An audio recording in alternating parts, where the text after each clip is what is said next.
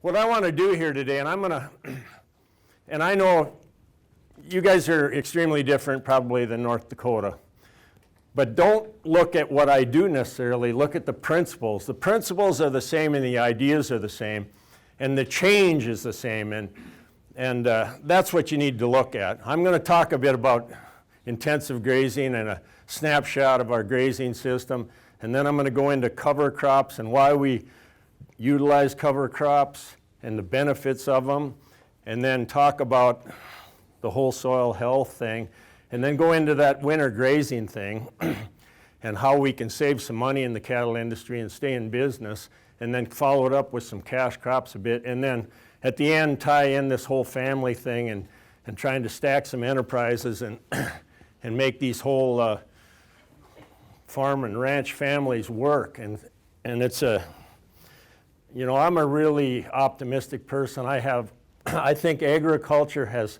just tremendous opportunity, but then say that and it's got lots and lots of issues in the middle of all that we have to figure out, and it doesn't get any simpler.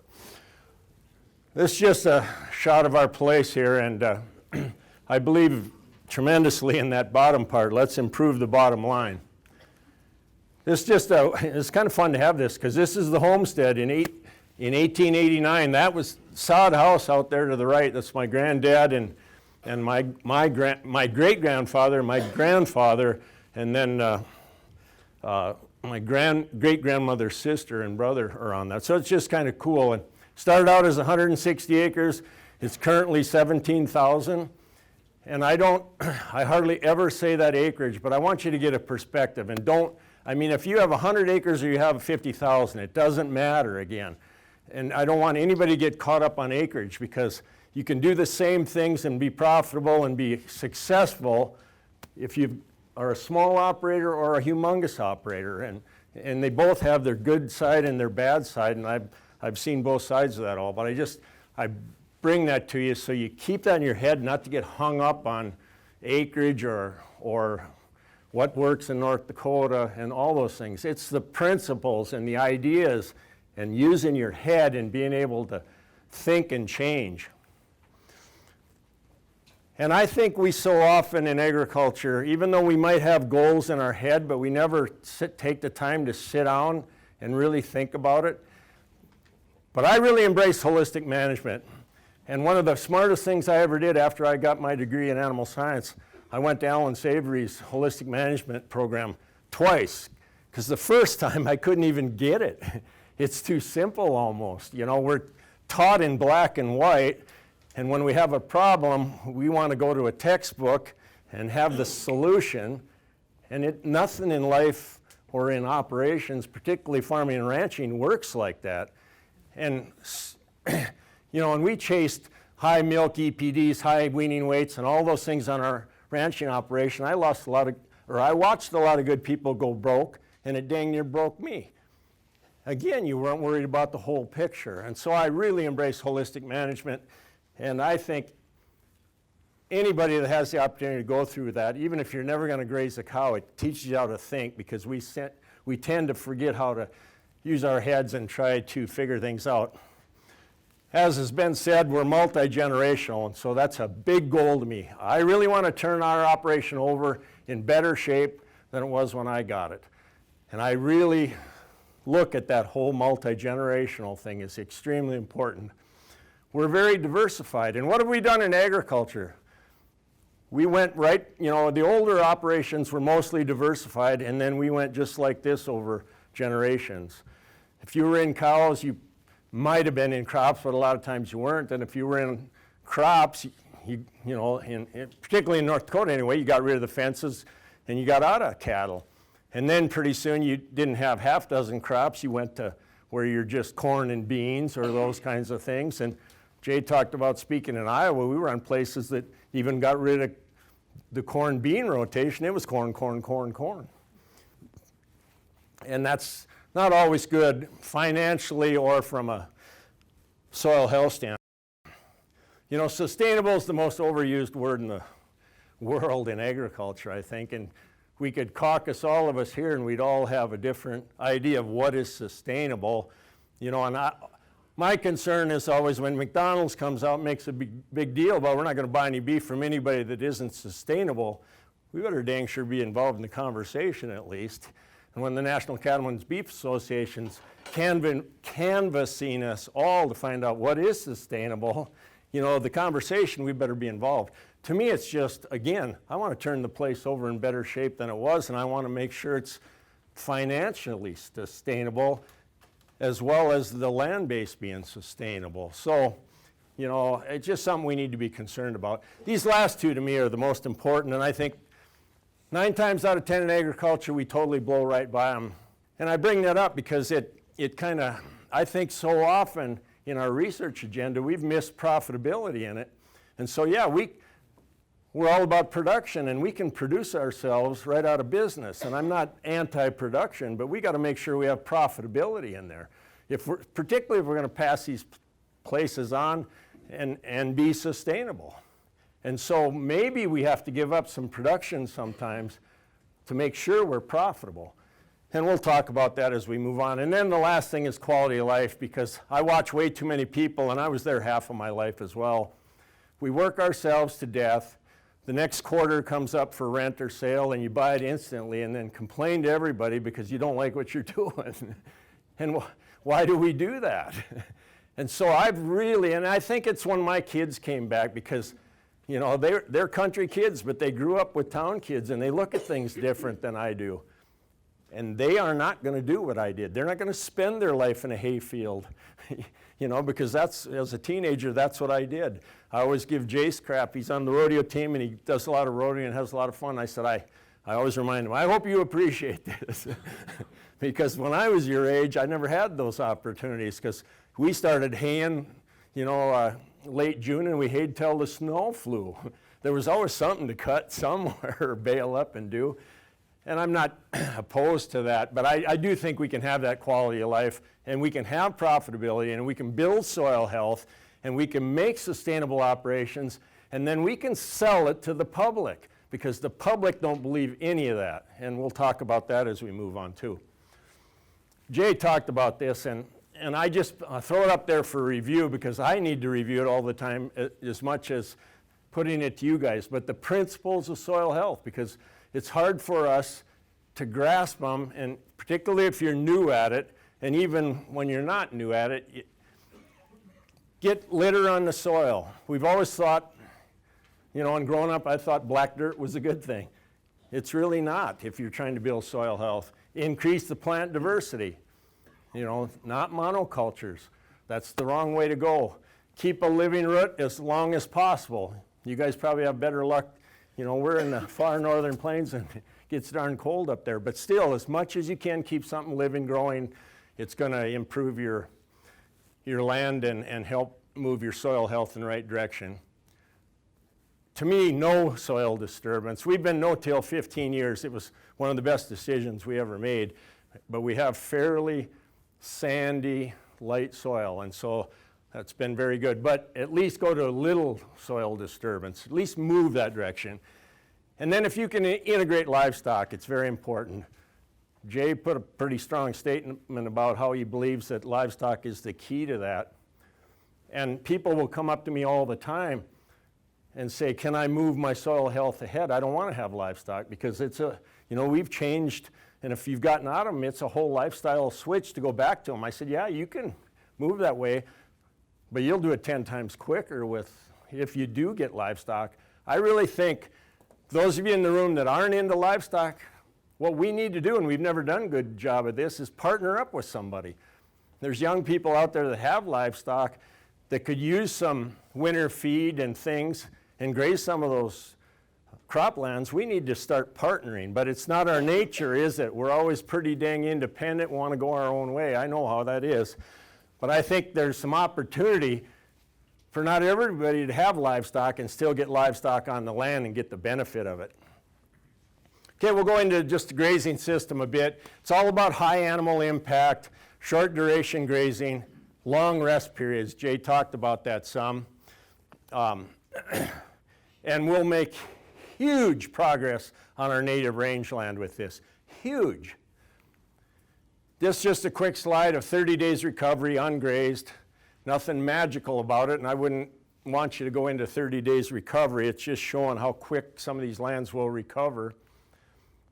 Just a quick shot, and shows diversity of grass types, and how we can have a good, healthy native rangeland. If I could have every pasture that I come out of look like that, it'd be perfect, where everything that isn't grazed is knocked down, because the carbon cycle, all those kinds of things kick in and start to produce what we want to produce, keep that whole system working. You've got the litter all spread around, the manure and urine spread. You know, they aren't always going to look perfect like that, but I didn't show you those slides. We've got a fair amount of this really sandy soil we're close to Bismarck. I guess I didn't say that. We're right on the east side of the Missouri River, about 6 miles, right in south central North Dakota. If you know where Bismarck is, we're just 25 miles from Bismarck, and it's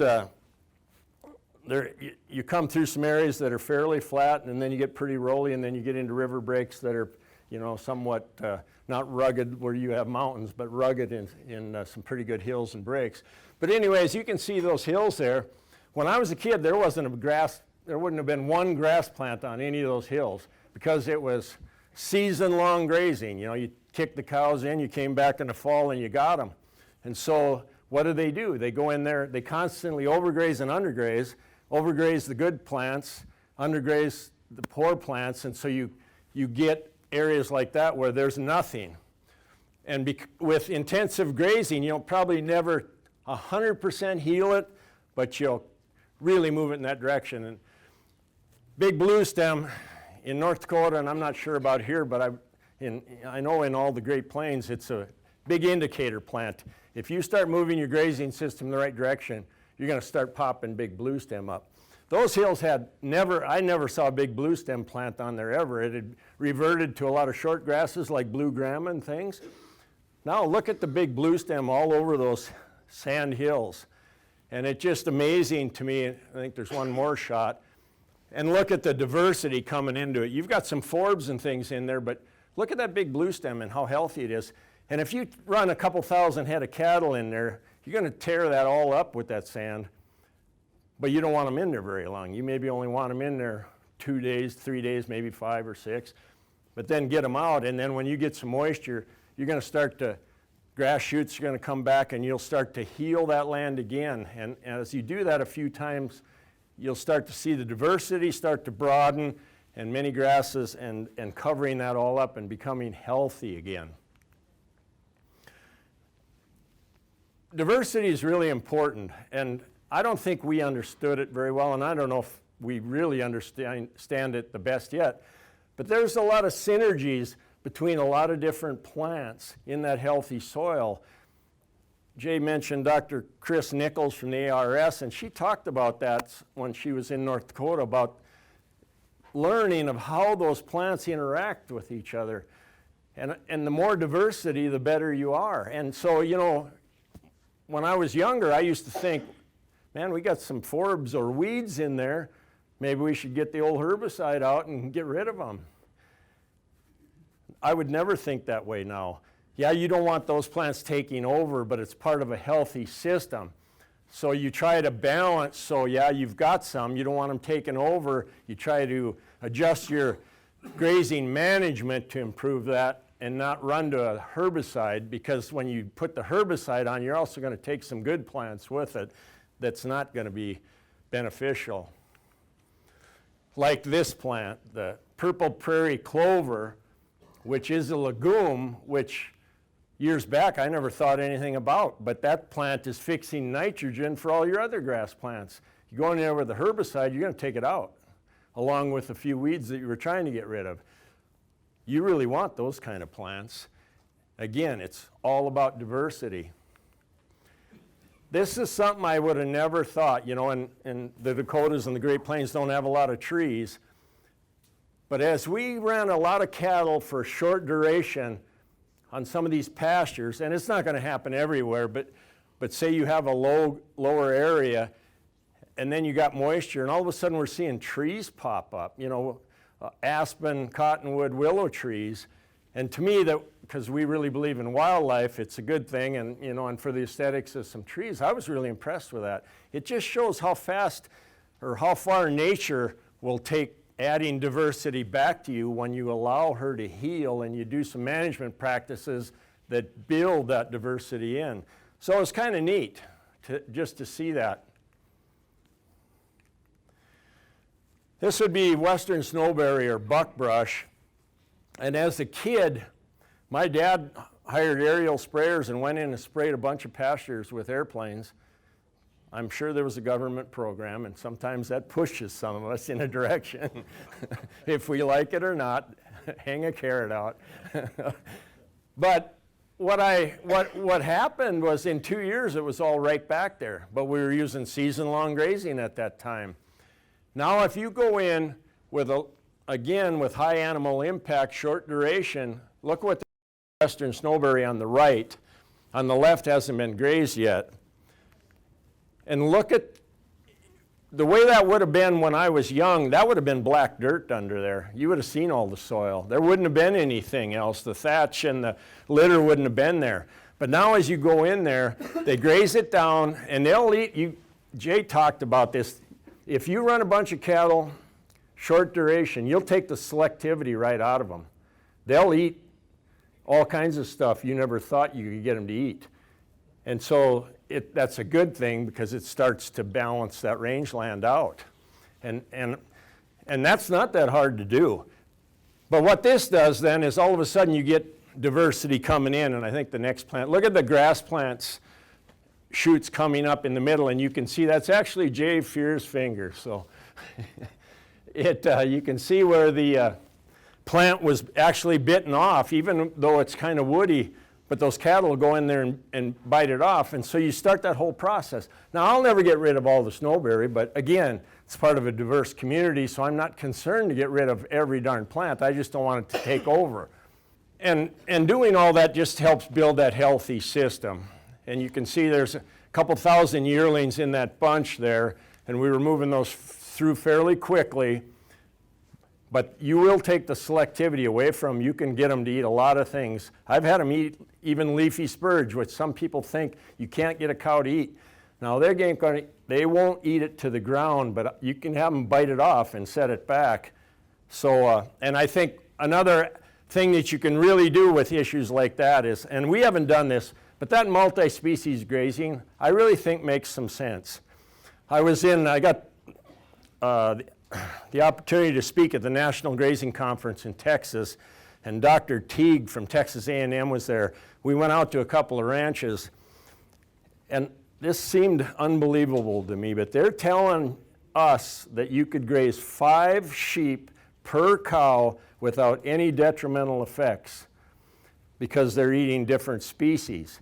And we brought him up to North Dakota for the Grazing Coalition meeting, and I pinned him down on that because I still didn't believe it, and he reaffirmed it again. Now, I'm not saying if I would like to try that, and I wouldn't jump right in with 5 right away, but I think there's some benefit to multi-species. Is all I'm throwing out here. I never used to talk much about water, but everybody was asking me about it, and we've run pipeline through all of our pastures. We put in 4 big wells and hook 2 together on 2 sides, and then they run through. So as you go into intensive grazing and you run more cattle in smaller places, we've got a lot of dams and ponds and things, but they will tend to get in those and make a mess. And fresh water for performance is going to be a lot better. So they'll still get into those dams and things, but now they don't wreck them near as bad. And so it's just something to, if you're going to go into these things, you need to keep in mind. This is something we did a number of years ago. Jay helped me with this. And this was originally cropland that should have never been broke up in the first place, but it was.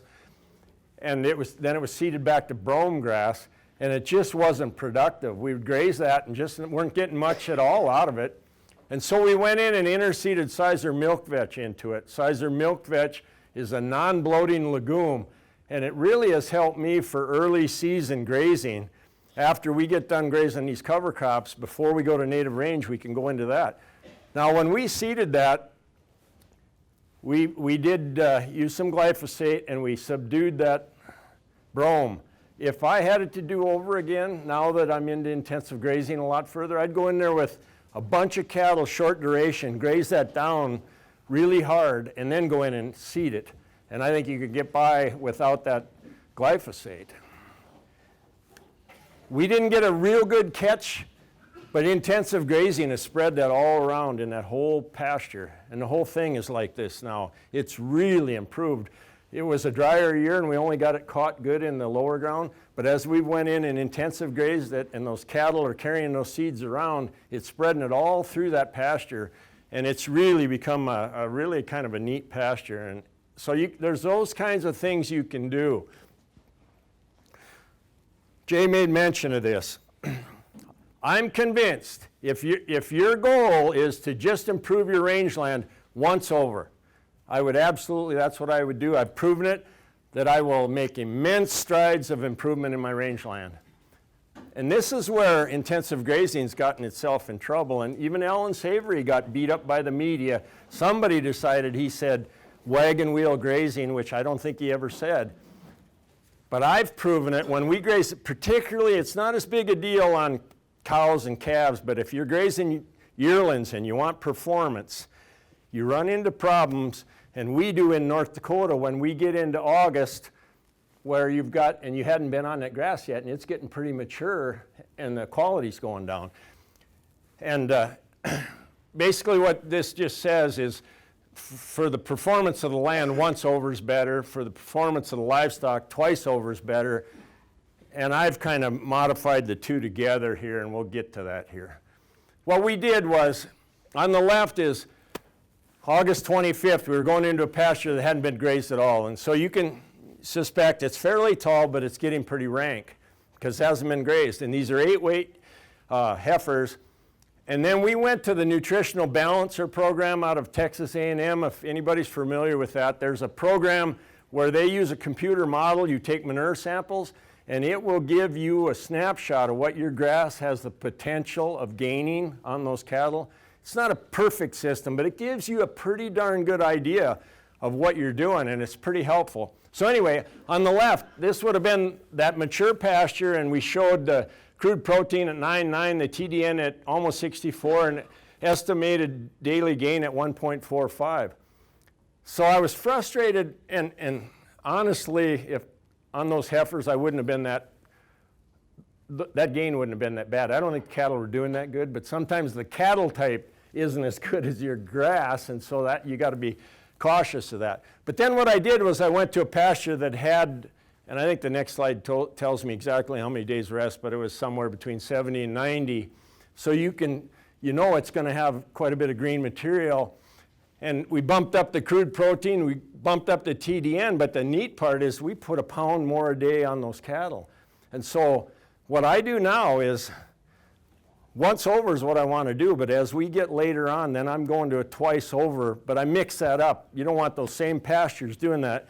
You mix up season of use and how you're doing that, but you can get the performance back on these cattle, and we shouldn't be getting beat up when we're doing such good things for the land base. We need to get the performance on the cattle up there so that we can be happy with that, and this is one way to do it. And this is that pasture we went into then, and like I said, it'll increase the gains. But don't utilize the same pastures with this management every year. All right, and it had 90 days of rest on, okay? And Jay had talked about that. I just read an article on the way down here, and this guy had won a big award, and I won't pick on anybody, and I'll never stand here and tell you can, if you're doing 45 days of rest, that's not good. But I thought it was kind of funny because they made a big deal about their twice over, and that's what they're promoting, 45 days of rest. I think it's not enough. I mean, and you might get by with it more down here than we can because your season might be a little longer and you probably a little more rainfall than we have. I'd just be cautious. If we start cutting that rest too much, you can go the other way. So a guy's got to be cautious in that. That's just a shot of as it gets later in our part of the country and the grass gets more mature, but you can still do that sort of thing. All right, that was my quick snapshot of of intensive grazing, and now I'm going to move into cover crops. And cover crops is the big buzzword all across anybody that has anything to do with NRCS or anything else. And I'll tell you right up front, the first 2 or 3 years I used them, I thought, I don't see the hype. This don't seem to be working, and I'm not sure why we're doing this, because I seem to have a lot of weeds, and it just didn't seem to be working that well. Well, one day we sat down and we just said, what are we trying to do here? And what's our, I don't know about here, but in the northern plains, our number one cost in the cow business is winter feed costs. It kills us, you know, because we can get really ugly already in late October or at least November. You know, sometimes you get into December, you just never know. We've been having these more moderate winters, and you might have to feed those cows then till April or maybe May. You know, some guys will feed clear into June, and it's killing them. I mean, from a standpoint of trying to stay in business, and it killed me. I mean, I'm spending my whole life haying, and so I said, can we cut those winter feed costs by going to a full season cover crop? And number two, we've got some really depleted organic matter soils. When I was a kid, again, it was wheat and black summer fallow. That was the rotation on a lot of those fields. And that sandy ground was blowing to South Dakota. And you'd get sent out there to stop it, and it was futile. And so I wasn't sure, can we build those soils back? Because they've been depleted for a long time. And so can that diversity and all the good things that Jay talked about. And so that was our second goal. And number three, we are a full-fledged hunting outfitting business, and we want to propagate wildlife, and can we propagate wildlife with this? So that's what we went into cover crops with, those three goals. And we went to full season, so we're not going after a crop. You can do that in our country. That's testy because we're usually dry then. Sometimes you'll luck out, but a lot of times you won't. You might be able to do more of that down here, but from my standpoint, it didn't work very well. And I'm not telling anybody they can't do that. We've never used any fertilizer on these cover crops ever. Lots of legumes in there. Once they get nodulating good, a starter fertilizer might pop you up a little quicker. I'm not convinced, and I'm trying to keep my costs down, so I've never used any. You know, it's really good for and we're seeding these in our place around mid-June. If I get much earlier, it seems like I have trouble, and if I get much later, then we get dry. So that mid-June works fairly well. We're integrating livestock, obviously, it's good for wildlife. Water quality infiltration, you saw the infiltration tests out there. This stuff is huge for this, and also to cycle all those nutrients back around. This is what we're using right now, and I would never stand up here and tell you, oh guys, this is the mix, this mix, because I've changed it 4 or 5 times too, but it works for us. And if you're going to winter graze in our country, this works really good. I just point out a couple things. It's 23 pounds an acre, $27 is what it's costing us. For winter grazing of cows, the things that really work good for us is the forage collards, because forage collards are kind of like a cabbage plant without the head on it, but they stay green clear into December for us, and they'll keep growing late in fall. And we really get some, you know, and they're big and leafy, and the cows love them. The other things that really work good, the BMR, the brown midrib grazing corn, it's a shorter corn with a stubbier ear.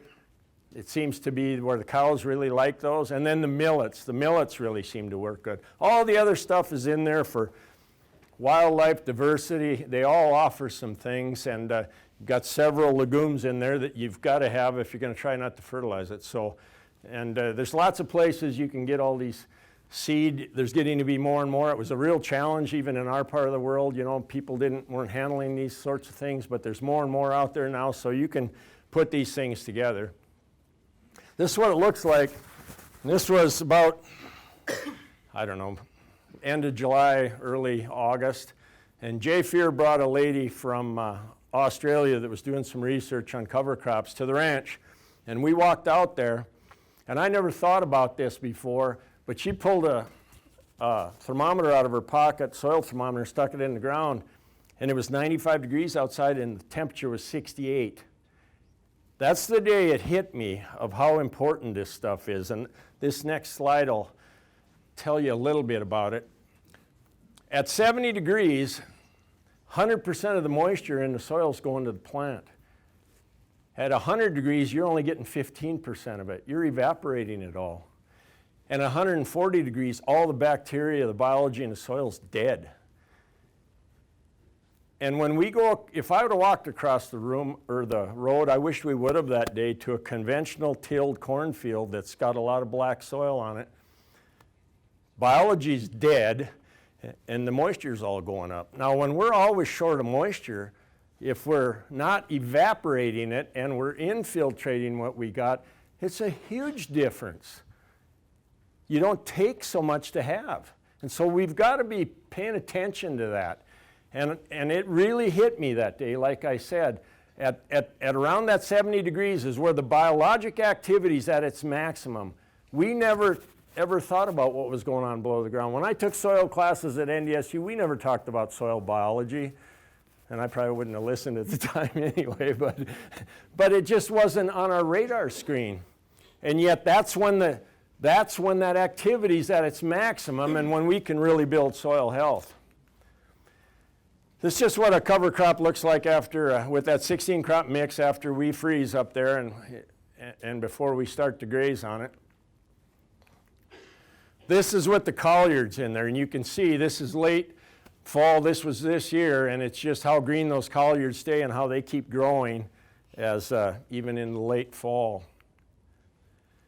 We did something a little different this year, and this thing's wide open. You guys can fit your operation, find what works, look at different things, but we had some other farm ground and we were looking for some things to hunt pheasants on a little more and then give us a little bit of later fall grazing. And so we went in there, and this would have been late July, and so we went in there and put oats and peas, ryegrass, some collards, threw in a little cowpea and some pearl millet, mid-July I guess it says, not late. We got really dry after that, but it got about this tall, and we did get, it worked pretty good for wildlife, and it did give us some grazing that we didn't have. So there's opportunities if you have some land that maybe and in this case, you could have pulled something else off of that probably, and went in there and did that. And if we'd have got one more rain, it would have been extremely good. It was just a little bit dry for it. But as you can see, we do quite a few tours there and just showing how this stuff gets up there and has some structure to it and can do a lot of things, particularly in that case for wildlife. All right, I want to get into this winter grazing just a bit for you. Time's flying by here, but in this cattle business, we've got to start looking for ways that we can do things without killing ourselves with equipment and costs of fuel and all those things. This would have been in 2010, and we took, in this case, we took 350 dry cows, kicked them in there on November 29th, and we were able to go until January 3rd. Well, in those back-to-back years there were just ugly in North Dakota. We got over 100 inches of snow, and it was just plain, when January 3rd hit, it was 20, 30 below and just miserable. And so what we did was we went to about a half a feeding, and we were able to do that for 2 or 3 weeks, and then we had to feed them all the way. But I didn't bring any cattle home, and I don't ever bring those cows home anymore. If I have to feed them, they're out there on the cropland or hayland or something. I'm keeping all that stuff out there, and we'll talk about that a little bit later here too. Then the next year, we were able, and again, we went back to this nutritional balancer program, because if you'd come up there to North Dakota, and my neighbors, believe me, they looked at that and they said, my God, he's starving those cows out there, because it doesn't look that great. You see the sedan sticking up, but all the other stuff's under the snow. Those cows have got to plow down for it, and those cows will. They'll plow right down, even in that 100 inches. Of course, it's not all like that. It's settling and it's blowing around or whatever. But those black cows will just be covered with snow, and they're digging right down through that to find that stuff and find the nutritious stuff. But we went to the nutritional balancer again at Texas A&M to see what, are we meeting their needs? And it said crude protein at 7.9, TDN at 59. Now the secret to this is these cows aren't calving in February or March or whatever. 15 years ago, I did the number one best economic decision I ever made. Moved my calving to May and June. don't ever have any, I don't check them anymore. I don't check heifers anymore at night. We used to calve through a barn. I don't use scours backs, any of that stuff. You know, we used to lose 100 calves to scours. It was just, you couldn't, in the mud and the slop. And I'm not telling anybody when to calve, but I'll tell you, it's the number one best economic decision I ever made. And it was the hardest decision I ever made, but it turned out to be the best 15 years ago. This would have been in 2012. Again, we went to the Nutritional Balancer program. A little milder winter, as you can see. This was clear into February. These cattle have never had a bale of hay, and they're meeting their needs and doing quite well. This would have been in 2014. We decided to, instead of going to Nutritional Balancer program, let's just take some forage samples, see if that makes a difference. And you know, you don't know exactly what the cow is eating, but you got to kind of take a guess. And you I didn't want to interrupt. How many acres did you figure for cows? What you were wintering? Okay, great question. If I have one per cow, 1 acre per cow, it'll get me most of the way. Now I'll qualify that because we'll have some cropland that maybe, you know, we combine some corn, or you know, it might be a sunflower field that they can, you know, scavenge through some, and then we'll save a pasture or two that's close to these cover crop fields, so we'll have a little bit of some standing native range. But that 1 acre, you know, we're growing some pretty good forage. In the good years, they're not quite as good this year, but we've had 4 or 5 ton, and you know, and we're not going to graze it all, and we'll talk about that a little bit here. But it's a great question. If you, and but an acre will get me halfway close anyway. And you can see that the requirements on there came back from the forage at a good level too, and considerably over what the requirements were. So again, we're meeting the needs of those cattle by doing this. One thing, you get a lot of protein out of radish. They're up there in that 17 to 20. If you watch cows graze radish, they'll pull them out of the ground, bite off a chunk, and probably spit it back out. It'll lay there for maybe an hour or 2 days or whatever, and another cow will come along. It's to me, you watch those cows graze this stuff, I think, and I don't know if we have any scientific background to back any of this up, that they can balance themselves, but they seem like they're trying to, or they act like they are, because you watch them graze different things at different times, and they dang sure act like they're balancing. Again, they can dig right through that snow, and they do well. Where you'll run into trouble, and maybe not, well, you guys will probably get more freezing and thawing even than we do, but that's where you run into trouble, is if you get freezing and thawing and you get that snow starting to ice over and cake up, that's where you need to move then, and moving helps that some, but that's the bigger issue. And again, you can work with that some, but you know, you kind of got to have a bit of a backup plan. You can't just say, I'm never going to hay again. I mean, you got to have some hay when you run into situations like that, and you might have to wait a bit and then come back to it a little later.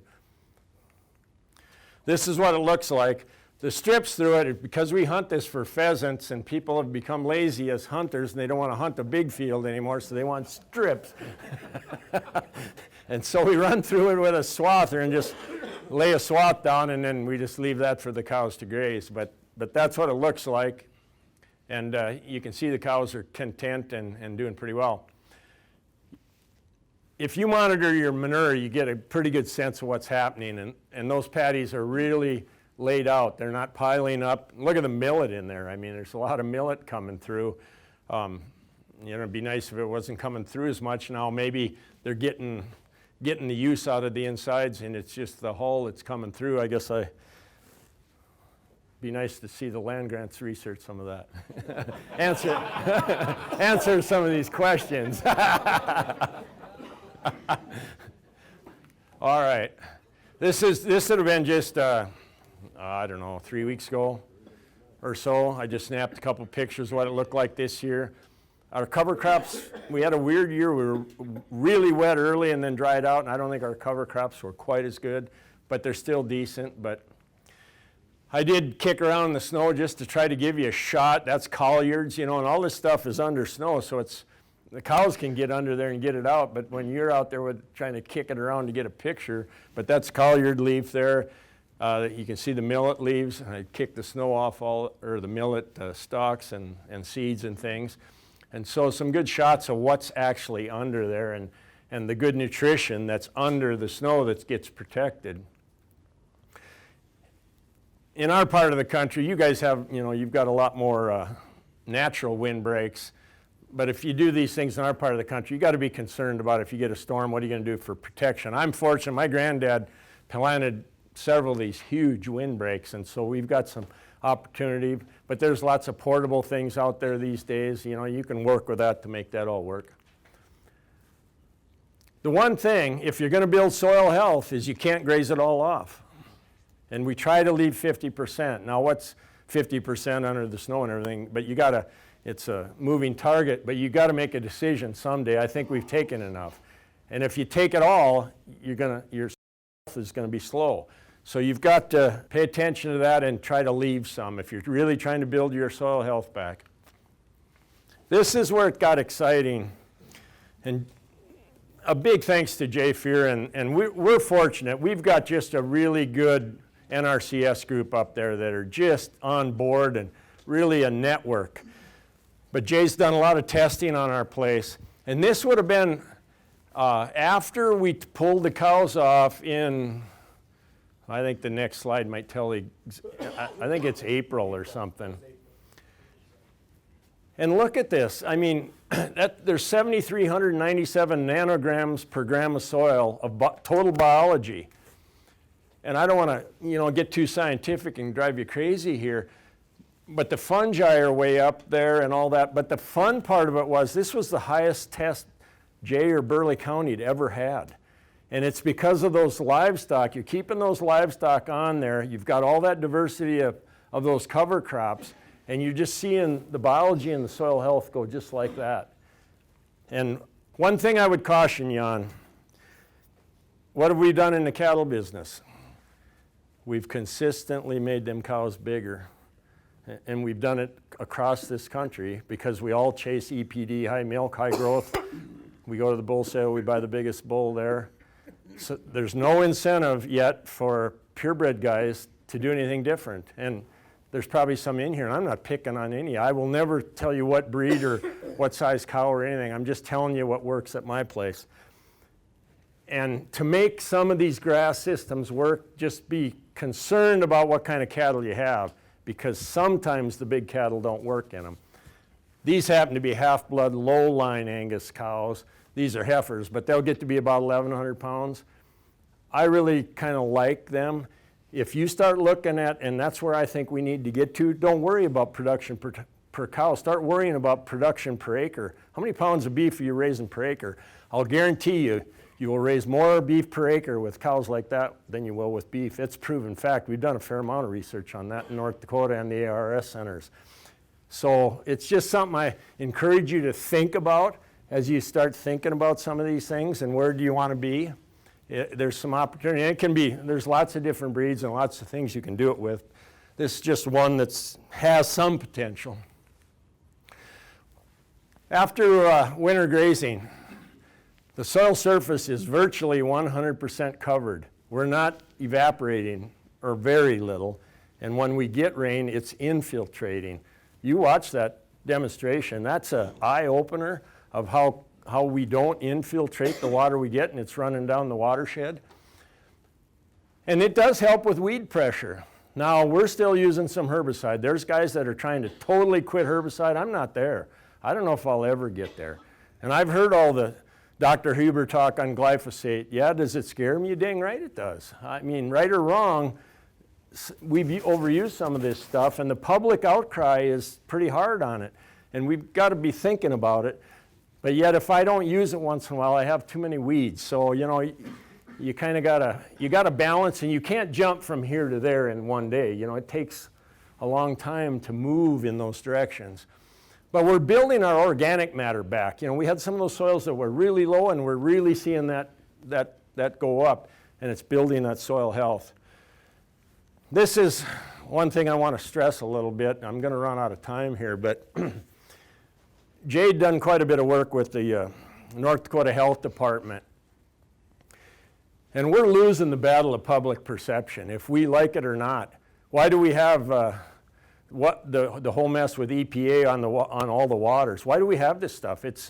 If we like it or not, perception becomes reality, and the perception is we're not doing very good. Well, what Jay did is he brought them out to the ranch, and he hung this great term on their biological ag waste system, and it sounds like really something fantastic, but all it is common sense. We're just not bringing those cattle in anymore. We're keeping them on the land. Almost every one of us, and it's that way for me, where are our places? They're almost always on a creek or a watershed of some sort, and I never really realized it until we were tier 3 CSP, and they send the government guy out there to look at your place, you know, and he walks through our corrals and he said, "Do you feed cattle here?" And I said, "They must have got out." You know? But it hit me. I'd never thought about it. And the perception is, and rightfully so on some of it, you're feeding all them cattle there and it's going down that creek and it's ending up in the Missouri River eventually as the watershed moves. Now what we're doing now, we don't bring those cattle into the corral anymore. We keep them out there. We're building the soil health, and we're saving those costs. The bigger point is the public perception. We can sell that. When we do these positive things, we need to get the word out and tell people about it. You know, I mean, sometimes it's not always perfect, but we need to talk about it, because if we don't, we're going to have more and more regulation, more and more problems, and harder for us to stay in business. So we've got to be concerned about it. This is another thing that scares me.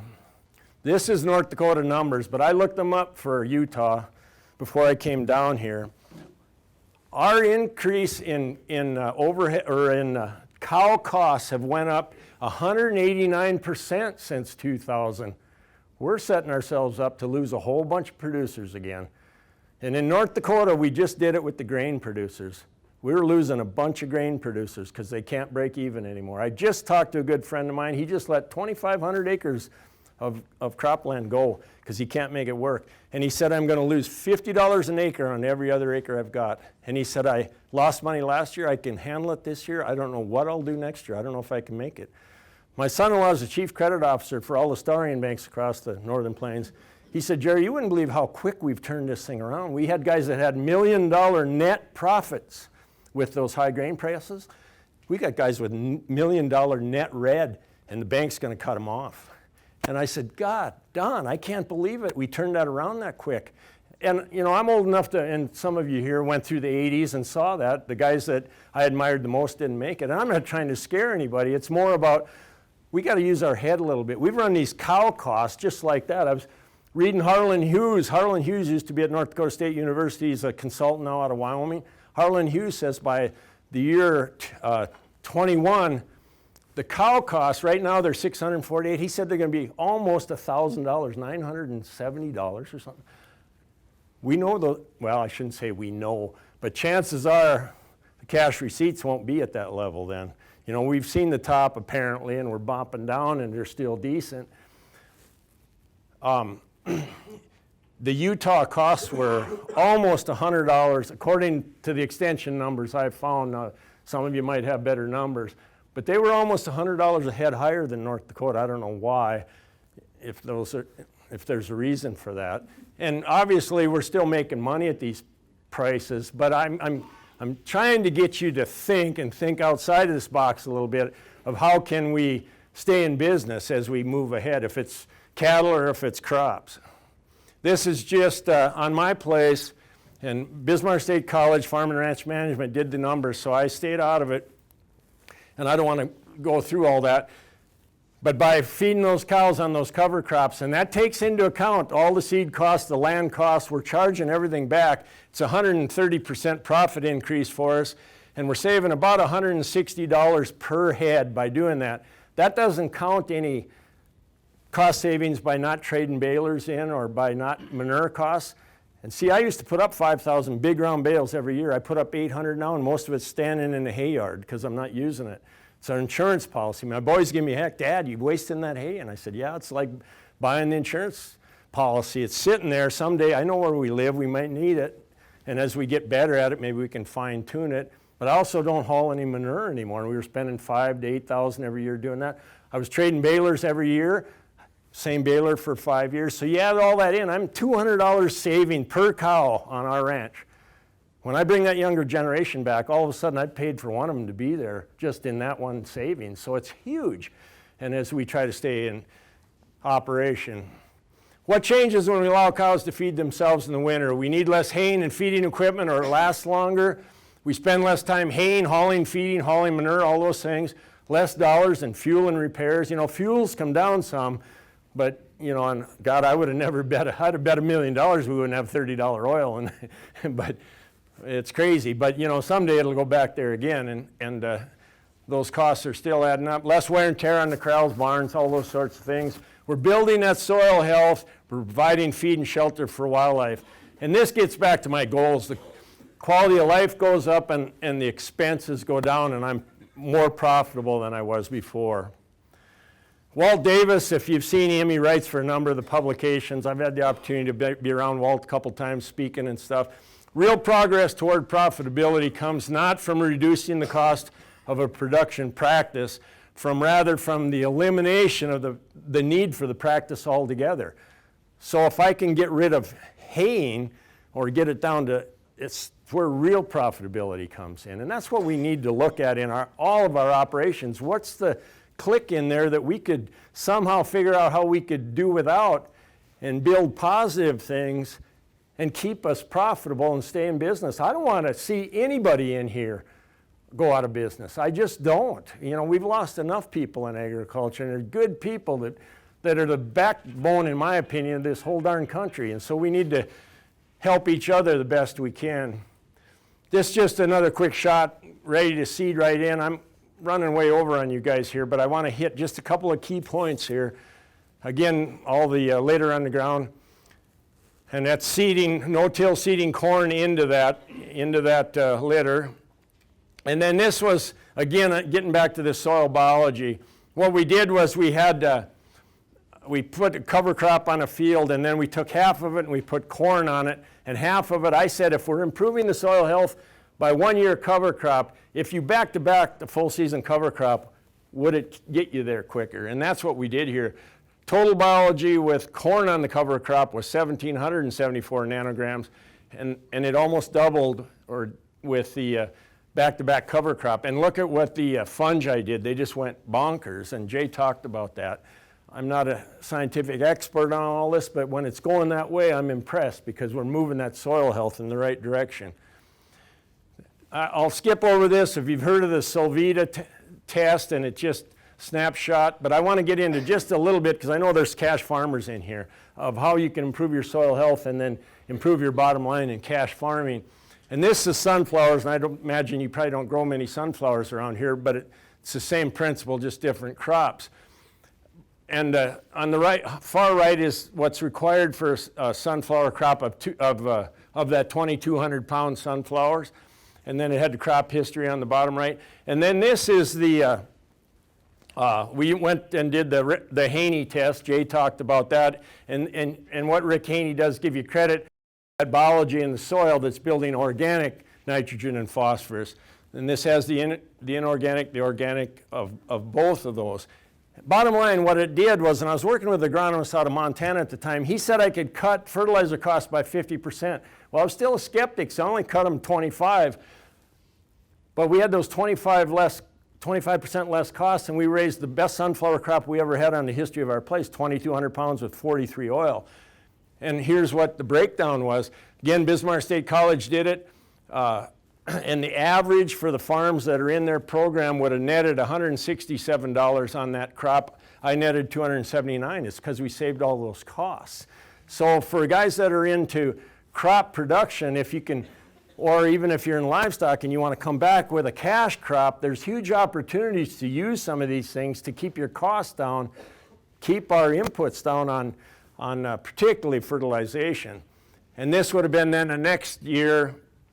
We were shooting for 2,000 pounds, and what we did was we split a field half and half.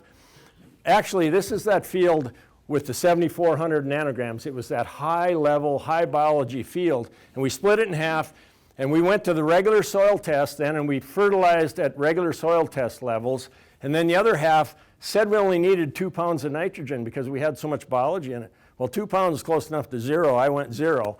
And then what we did, Jay came out and took leaf, and I don't expect anybody to go through all that, took leaf samples in the middle of summer, but they're statistically the same. That's the important issue. So you've got all this fertilizer that you bought on one side and 0 on the other, and they're statistically the same. So you prove that you didn't need that. Now, we didn't get a good yield test. We had the worst blackbird problem we've ever had in North Dakota, and they didn't leave. They're supposed to migrate, and they took 75% of the crop. The good news was, even though we only got the combine 25%, they were, again, identical in yield between the one that didn't have any input costs on and the one that did. So if you build a soil biology, you can do some real positive things to come forward with cash crops that pay off as well. And then I'm going to finish up here, and I'm sorry I'm over, but I want to I wanted to touch on stacking enterprises. It's really important to me to bring that next generation back.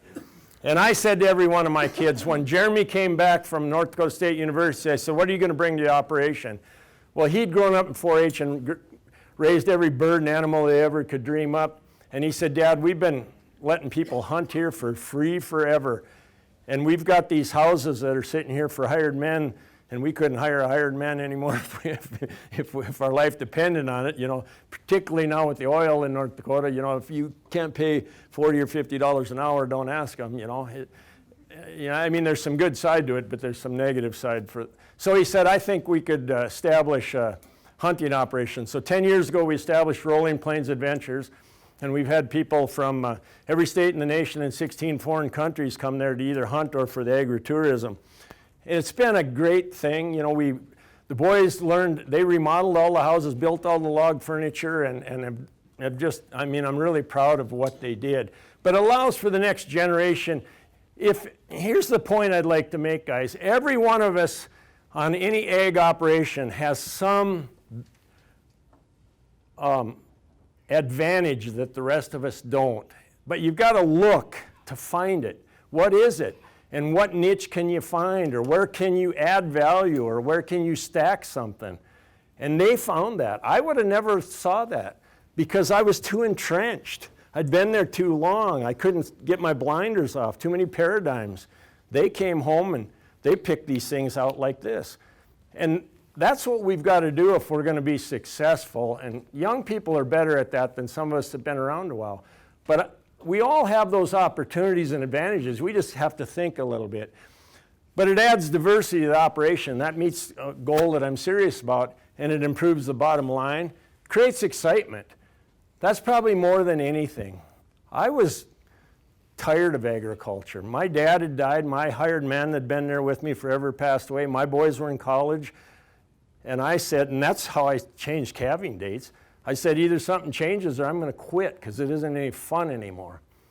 And all of this has reinvigorated me, and I'm excited about it, and it's fun. It's fun when you're actually making money again. That's fun. We all can go down that path. But it's fun to watch the kids grow and the excitement they have. And by no means, it's not perfect. When you're dealing with family, they try to shoot me every once in a while. But in general, it's good. But it helps, the other thing is it helped tell a positive story of agriculture, one that I think is so important if we're going to stay in business and keep this country fed. This is just a shot of Rolling Plains Adventures logo, and it's utilizing the cover of intensive grazing and cover crops, and then stacking some value onto that. There's a duck hunt and some kids that were there and had a great time. It's in front of one of the lodges. Pheasants is a big part of it, of course, as well as deer and all the waterfowl. We're in the flyway, so waterfowl's a huge deal and a lot of fun with it. There's a pheasant hunt that's had a good time, and you're more so in the entertainment business than anything. People. We picked people up in a private jet with their hunting dog sitting on the leather seat in the jet, and I'm like, wow. But most people are really good. And you have to manage to increase wildlife. There's a white-tailed deer that come out. We have both whitetail and mule deer, and have a lot of fun with all it. This is the front of our Grand Lodge, and just a quick story of that Grand Lodge, because that was the original ranch house my grandfather built in the early 1900s. It was a Sears and Roebuck kit house. Came in on the Sioux Line Railroad, cost a couple $1,000s. It's when my granddad and grandma met, or I probably wouldn't be here. They met out in the little town of Britain, which is a ghost town on our ranch now, and went over and got this house and built it up. And it was in disrepair, and the boys said, we've got to have a place with a commercial kitchen, and people that come there want to socialize, so you need a liquor license and a bar.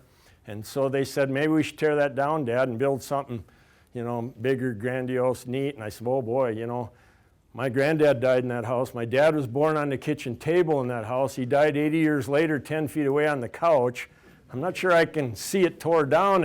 And the thing is, when people come there, they want to hear about the history. There's a real, particularly people from other countries, there's a real mystique about the American dream and the American agriculture and the cowboy way and all that. And they want to hear it. And I said, if you tear it down, you lose all that. So they remodeled it all, and it's beautiful, and we're proud of it. But I'd like to read this because I think it's important. Cover crops and intensive grazing provide the food and habitat. Management has allowed for more livestock, and we have increased our livestock numbers considerably, while allowing for the wildlife population to increase and flourish. Livestock and wildlife can thrive together on a healthy lifestyle or landscape. It just drives me nuts. And you guys are out here where there's a lot of public land. And what do we hear so often? We got to get rid of the livestock because it's killing it for wildlife. That's bogus. I mean, we've proven it, and I tell this everywhere I go because I'm sick and tired of hearing it. Our livestock numbers are at least double, maybe triple what they were way back, and our wildlife is tenfold. But you got to work at it, you got to manage it, and you can do that, and then we have to tell that story because people need to hear it. But I'm so tired of it, and those of you here that run on public land can tell that story way better than I can, and I know you have issues. We have some public land in North Dakota, and I hear from them guys all the time. We're fortunate we don't have it. Ours is all private, but it's something we have to deal with in this country. It's just the agritourism thing. When Jay came back from Arizona, he said, man, we've already got this infrastructure. We've got these lodges. We have 6 lodges on the ranch now, plus the Grand Lodge. And he said, I really think there's some opportunity to get into agritourism and spread the good word about agriculture, do corporate events, bring groups there that want to have a ranch vacation. And then the thing I never dreamed in a million years we would ever be in, we're in the wedding business. And we're totally booked up for a year out. But this Western wedding thing, and I cringe every time all these people come. But it's, again, you know, the one thing I've learned, I've got to keep an open mind. And that's not always easy.